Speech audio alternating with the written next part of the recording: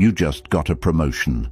And the first thing you did, before you even celebrated, was grab your phone and start texting people to explain why you deserved it. You cancelled plans with a friend last week, and you spent 45 minutes crafting the perfect excuse. You made a decision about your life, your career, your relationship, your money, and you felt this uncomfortable itch, this almost physical need, to justify it to people who didn't even ask. Here's what nobody ever told you. That itch, that need to explain yourself, it's costing you your power, your confidence, and in some cases, your actual life. Today, we're going to talk about 10 lessons, 10 brutal, liberating, life-changing lessons about why you need to stop explaining your life to other people. And I promise you this, by the end of this video, you're going to feel something shift. Something you've been carrying for years is going to get lighter. But first, stay with me, because lesson number 1 is the one that's going to reframe everything else. Welcome. If you're new here, this channel is about mastering the philosophy of personal power, confidence, and self-leadership. Make sure you subscribe and hit that notification bell right now, because we drop content like this every single week. Let's get into it. Drop this in your notes app right now. My life, my call, no explanation needed. Lesson 1. You don't owe anyone an explanation. When did you sign the contract? No, seriously. When did you sit down, pick up a pen, and agree that every decision you make in your life has to be approved, validated, or understood by the people around you? You didn't. Nobody did. But most of us are living like we did. We walk around with this invisible contract in our heads, this unspoken agreement that says, if I do something, I must explain it. If someone questions me, I must justify myself. If someone disagrees, I must convince them. And here's the wild part. Nobody gave you that contract. You wrote it yourself. Somewhere between childhood and adulthood, you absorbed a belief that your choices need external permission to be valid. Think about where that came from. Maybe you had parents who questioned every decision. Maybe you grew up in an environment where your choices were criticized or dismissed. Maybe you went to schools where you were graded not just on what you did, but on how well you could explain what you did. And somewhere along the way, explanation became a survival mechanism. If I can explain it well enough, they won't reject me. If I can justify it clearly enough, they won't judge me. If I can make them understand, I'll be safe. Here's what that pattern does to you over time. It trains your brain to seek external validation before trusting internal wisdom. The Stoics understood this deeply. Marcus Aurelius wrote, "You have power over your mind, not outside events. Realize this, and you will find strength." Read that again slowly. Power over your mind, not over other people's opinions, not over how they receive your decisions, your mind, your inner world. That is the only territory you were ever meant to govern. Every time you over-explain, you are abandoning that territory. You are leaving your own inner world unguarded and handing the keys to someone who was never supposed to have them. The Stoics called the inner world the hegemonikon, the ruling faculty, the command center of the self, and their entire philosophy was built around protecting it, strengthening it, never surrendering it to external pressure. When you stop explaining, when you make peace with the fact that not everyone will understand your choices, and that's completely fine, you reclaim that command center. You take back the keys. You don't owe anyone an explanation, not because you're arrogant, not because you don't care about people, but because your decisions belong to you, and you are the only one who has to live with them. If this hit you, type it in the comments. I decide, I move, no permission asked. Lesson 2. Over-explaining is a trauma response. This might be the most important thing I say in this entire video.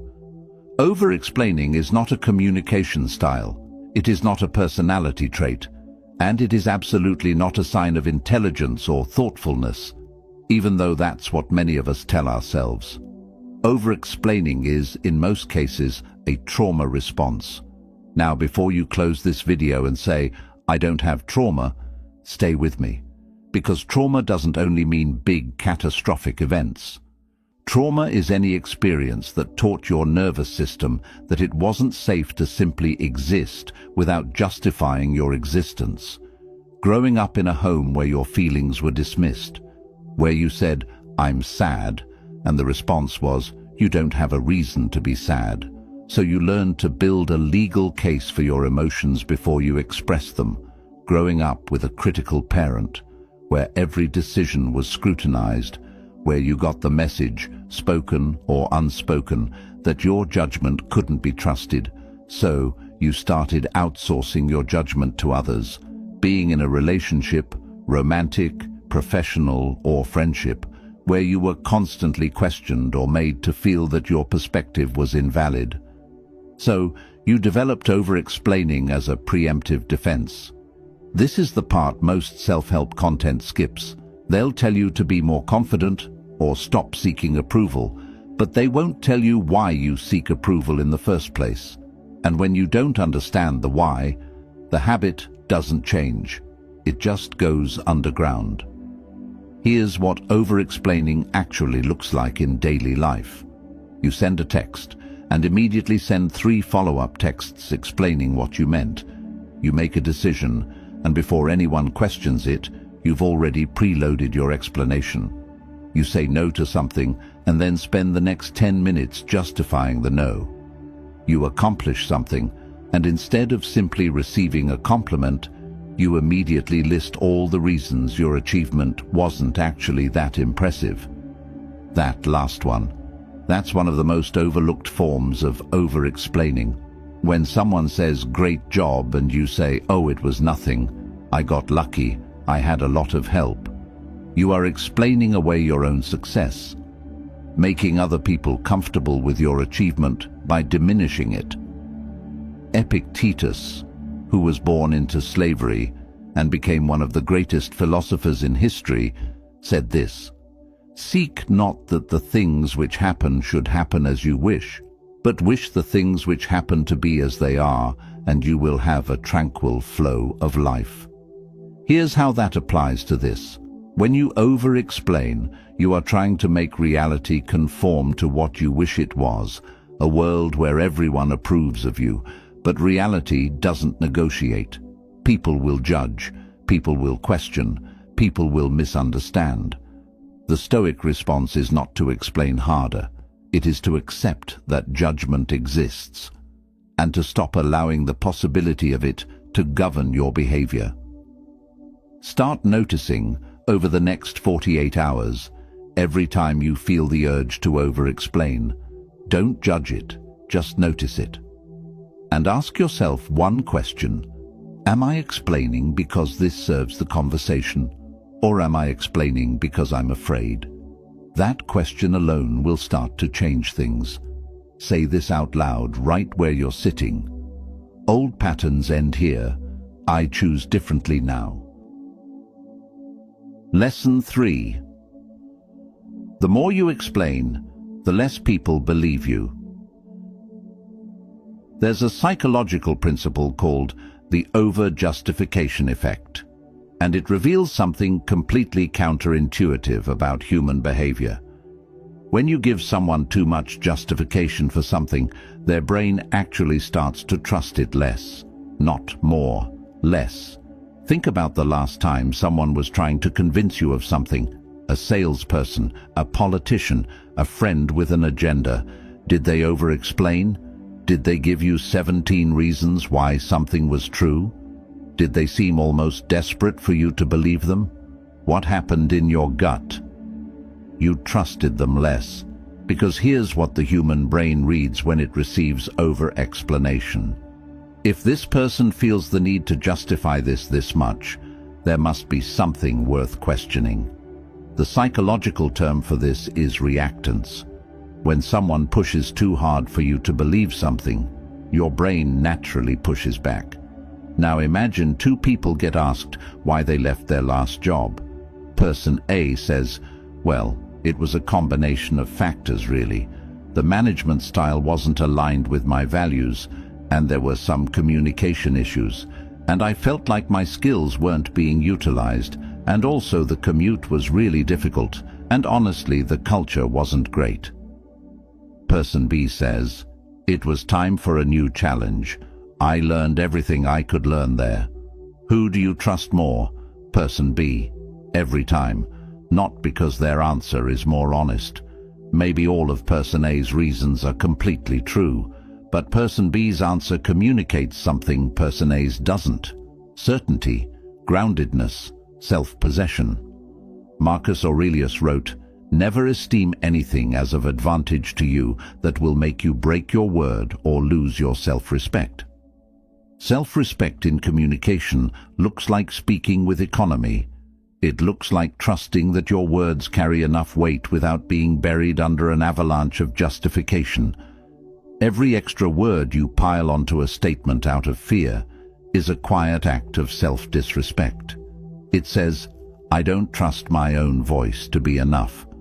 The way you present information, not just the information itself, is a signal of your confidence level. And over-explanation is one of the loudest signals that says, "I'm not sure about this yet." The goal isn't to become cold or withholding. The goal is to share from a place of fullness, not fear. When you share from fullness, you say, "Here's what I've decided and why it matters to me." When you share from fear, you say, "Here's what I've decided, but let me give you 16 reasons so you don't judge me." Can you feel the difference? Screenshot this and put it somewhere you'll see it daily. Less words, more power. Lesson 4. The people who need you to explain yourself don't actually trust you. Think about the last time you felt compelled to explain yourself. Really think about it. Who were you explaining yourself to? In most cases, it's not strangers. It's the people closest to you. Your partner, your parents, your best friend, your sibling. And here's the uncomfortable truth embedded in that pattern.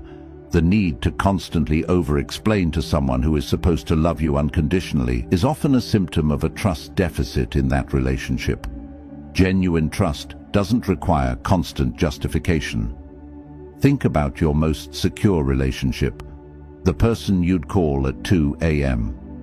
Do you over-explain to them? Probably not. You say, "I need this," and they say, "Okay."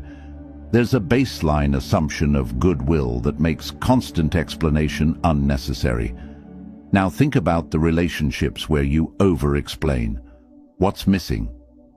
In many cases, it's one of three things: a history of having your judgment dismissed, conditional love or approval, where love feels like it depends on your performance, or a power imbalance, where the less powerful person feels they must justify their choices to the more powerful one.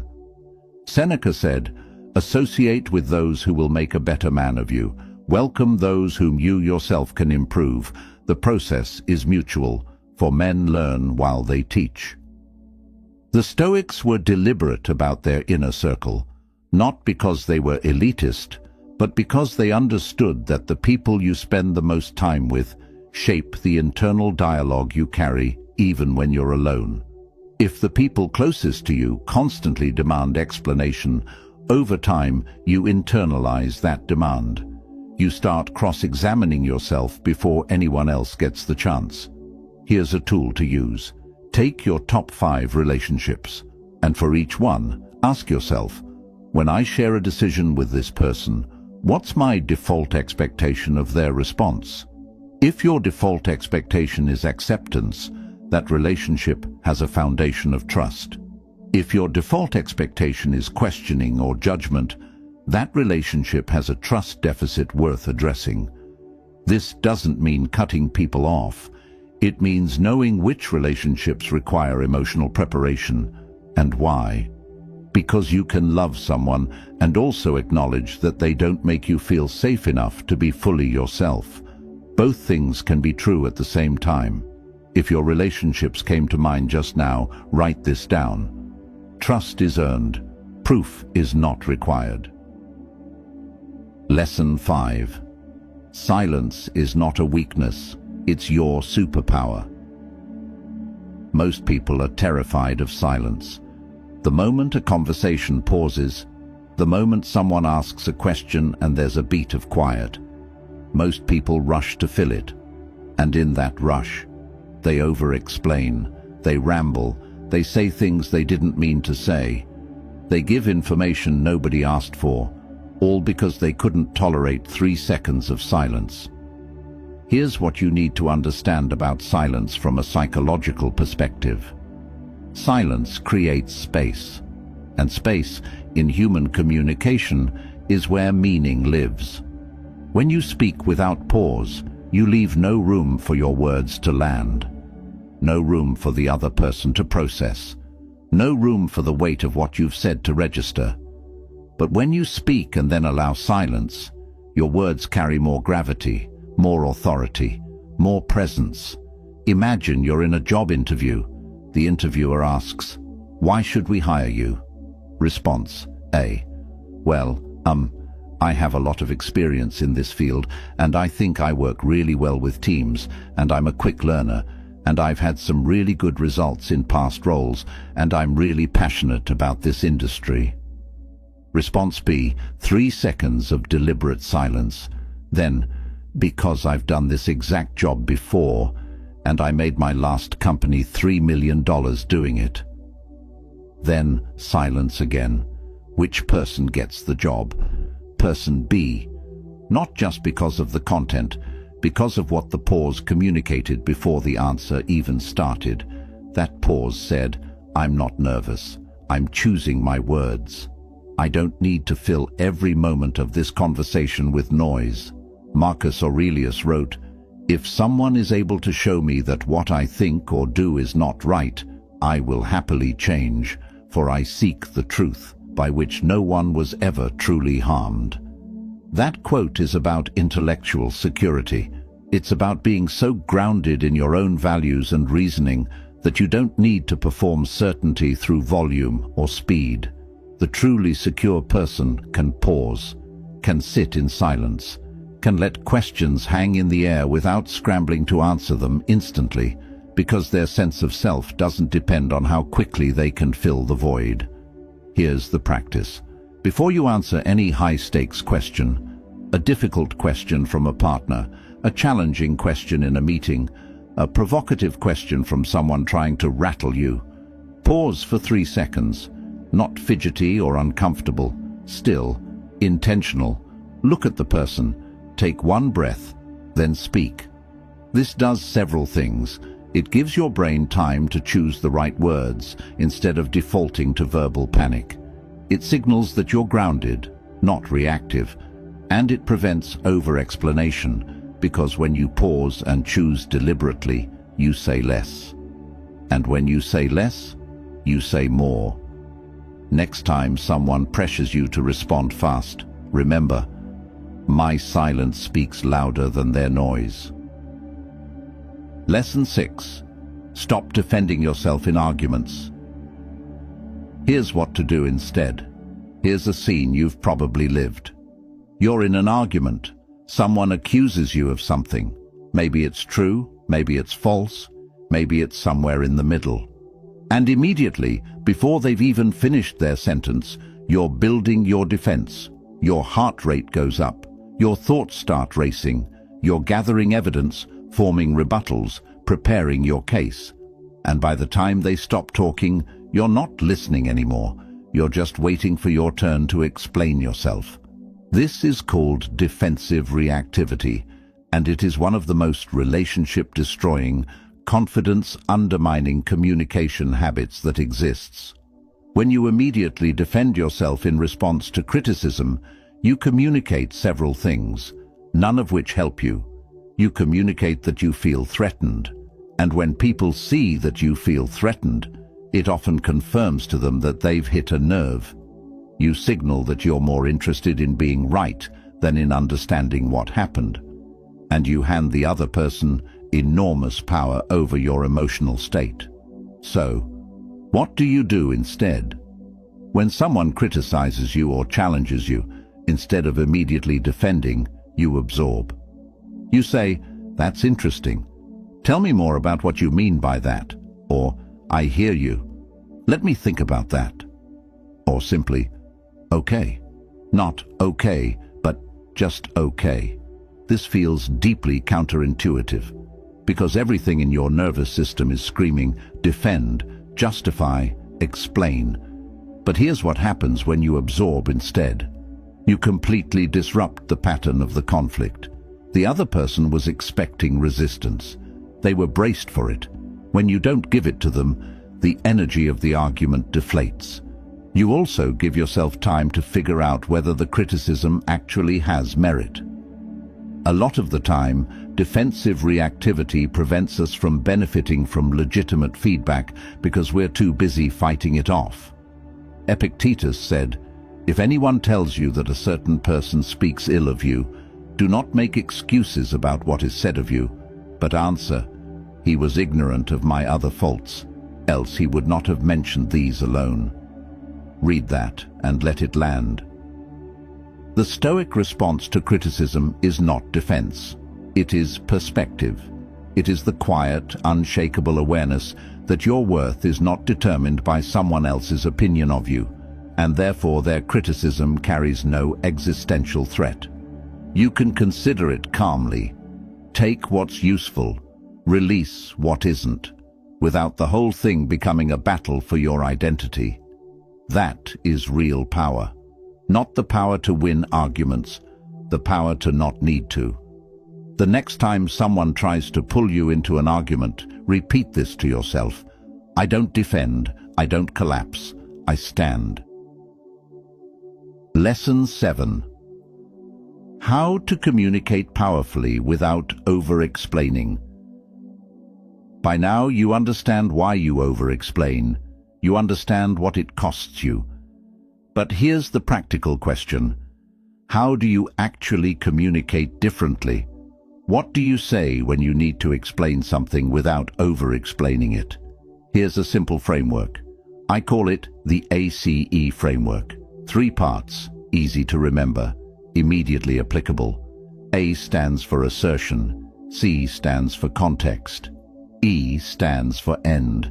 Most over-explanation happens because people lead with context and never get to the assertion, or they assert something, get anxious, and then pile on so much context that the assertion gets buried. The ACE framework flips that. First, assert. Start with your point, your decision, your answer, your boundary. Say it clearly, say it first. Instead of, "Well, I've been thinking about this for a while, and there are a lot of factors, and after weighing everything I decided that maybe I might want to consider not attending the event." Say, "I won't be at the event." Full stop. Start there. Second, context. If context adds value to the conversation, offer it, but minimal. 1 reason, 1 sentence, maybe 2, not a paragraph, not a list. I have a prior commitment. Done. Third, end. End the explanation. Don't add qualifiers. Don't apologize. Don't trail off into another round of justification. I won't be at the event. I have a prior commitment. Silence. That's it. Someone asks why you left a relationship. Old response. It's complicated. We had some issues with communication, and I think we wanted different things, but I still care about them, and it wasn't really either of our faults. The timing was just off. And ace response. It wasn't the right fit for either of us. If pressed, we wanted different things. End. Seneca wrote, "Hang on to your gut feelings. They know what they're talking about." That's exactly what the ACE framework protects. Your gut, your knowing, your original, uncontaminated sense of what's true. Every time you pile explanation on top of explanation, you bury your gut feeling under other people's potential reactions. The ACE framework keeps your gut feeling visible, audible, sovereign. When you use this framework consistently, it rewires your internal relationship with your decisions, because the act of asserting clearly, of putting your decision first, before any explanation, trains your brain to lead with confidence, not fear.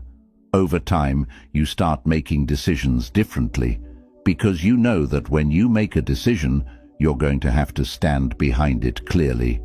And that forces you to make better decisions, ones you actually believe in, ones you can assert without wincing. Tattoo this on your brain before your next hard conversation. I say it, I mean it, I stop. Lesson 8. There's a difference between explaining and communicating. Let me be very clear about something. This entire video is not a case for becoming closed off, secretive, disconnected. It's not an argument for stonewalling your partner, for being dismissive at work, for living in an emotional vacuum where nobody gets insight into your inner world.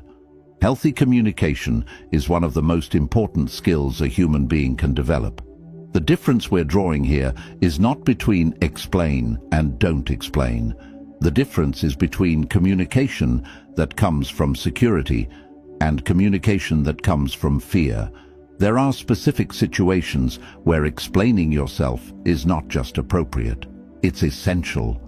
When your decision directly impacts someone else who has a stake in the outcome, they deserve a clear, honest explanation.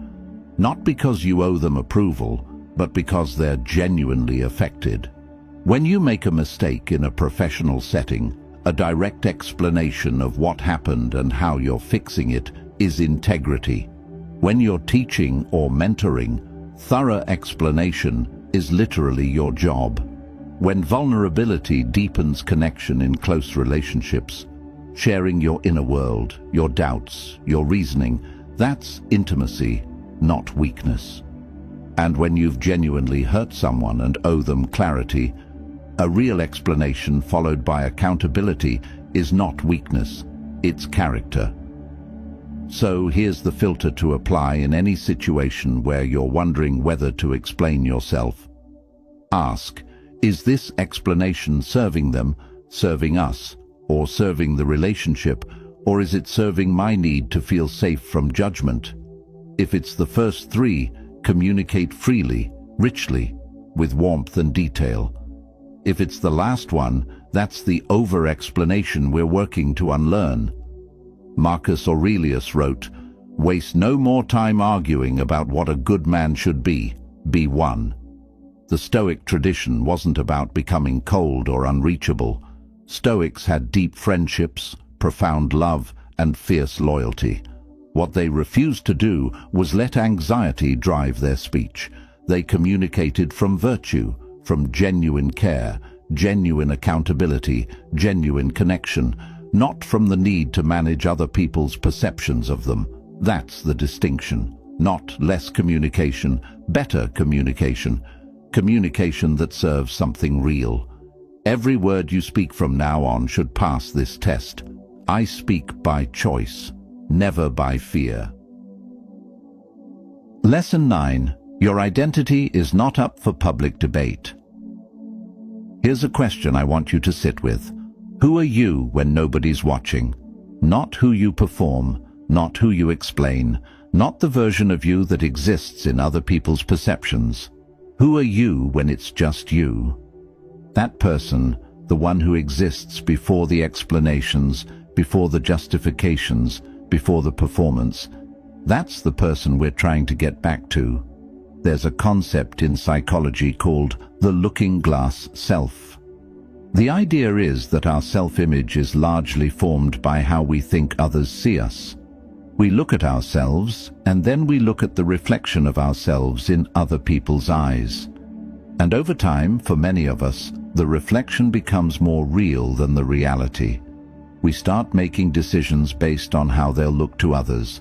We start explaining ourselves endlessly because we've outsourced our identity to external opinion. And what that does over time is this. You lose yourself, gradually, not dramatically. Each time you over-explain, each time you shrink your truth to fit someone else's comfort, a small piece of your authentic self gets filed away, unexpressed. And then one day you wake up and you don't quite know what you actually want, what you actually think, who you actually are, apart from the version that other people have approved. Epictetus said, "Never say about anything, 'I have lost it, but I have restored it.' Is your child dead? It has been restored. Is your wife dead? She has been restored. Is your estate taken away? Well, and is not that likewise restored? But he who took it away is a bad man. What difference is it to you who the giver assigns to make you a return of what was originally yours?" That's a radical teaching about non-attachment. But apply it here. Your identity doesn't belong to other people's opinions. It was never theirs to hold. Every time you over-explain to protect other people's perception of you, you're trying to hold on to something that was never actually at risk. Your true self cannot be taken away by someone's misunderstanding of you. It can only be abandoned by you. So, begin making small decisions every day without explaining them. Order the meal you actually want without justifying it to the table. Leave the party when you want to leave without a 10-minute exit narrative. Say no without a story attached to it. This isn't rudeness. You're simply not performing your choices for an audience. And what happens over time is this. You start to trust yourself more. You start to hear your own thoughts again. Underneath all the noise of imagined voices and anticipated judgments, you find yourself, still there, still whole. If you've ever shrunk yourself for someone else's comfort, claim this. I know me, that's enough. Lesson 10. The life that becomes possible when you stop explaining. Everything we've covered has been building toward this. Stopping the explanation isn't the goal. The goal is what stopping the explanation makes room for. When you stop spending energy on explaining and justifying, when you reclaim all the mental and emotional bandwidth that was tied up in seeking approval, here's what that energy becomes available for. Your creativity expands. Most people don't realize how much creative energy is consumed by approval seeking. Every time you censor an idea before it's even born, every time you don't start a project because you're already imagining the criticism, that's creative energy that never finds expression. When you stop explaining and start doing, unfiltered, undefended, you access a level of output that most people never reach. Your relationships get dramatically better. When you stop over-explaining, when you stop performing for people, you become more authentic. And authenticity is magnetic. The connections you form when you're operating from genuine confidence are deeper, more reciprocal, and more sustaining than connections built on the performance of acceptability. Your decision-making improves radically. When other people's potential reactions aren't factored into every choice you make, you can hear yourself clearly. You start making choices based on what actually aligns with your values, your goals, your nature. And decisions made from that place of authentic clarity tend to be really, really good ones. And most importantly, you develop an unshakable sense of dignity. Dignity is not pride. Pride is about being better than others. Dignity is about being whole within yourself. When you stop needing external approval to feel valid, when you stop making your worth contingent on whether people understand and agree with your choices, you develop a quiet, solid sense of your own worth that nobody can take from you. Marcus Aurelius wrote, "How much more grievous are the consequences of anger than the causes of it?" Replace anger with over-explanation, and that truth holds just as firmly. How much more grievous are the consequences of over-explaining, the lost confidence, the eroded identity, the drained energy, the damaged relationships, than the discomfort of simply allowing someone to not fully understand you? The discomfort of not explaining lasts a moment. The consequences of a lifetime of over-explaining last decades. There is a version of your life where you wake up every morning already knowing you're enough, where you make your choices from a place of peace, not panic, where the opinions of others are interesting, but not the foundation your life is built on. That version of your life is not years away. It doesn't require other people to change, or your circumstances to improve, or the world to become kinder. It's available right now. In the next decision you make, in the next moment you choose clarity over justification. It starts the moment you decide, my life is not up for explanation. If this video changed something in you today, seal it with this: I stopped explaining, I started living. Let's do a rapid-fire recap of all 10 lessons. Lesson 1. You don't owe anyone an explanation. You never signed that contract. Your inner world belongs to you. Protect it, like the Stoics protected theirs. Lesson 2. Over-explaining is a trauma response. Understanding the why is how the pattern actually changes. Lesson 3. The more you explain, the less people believe you.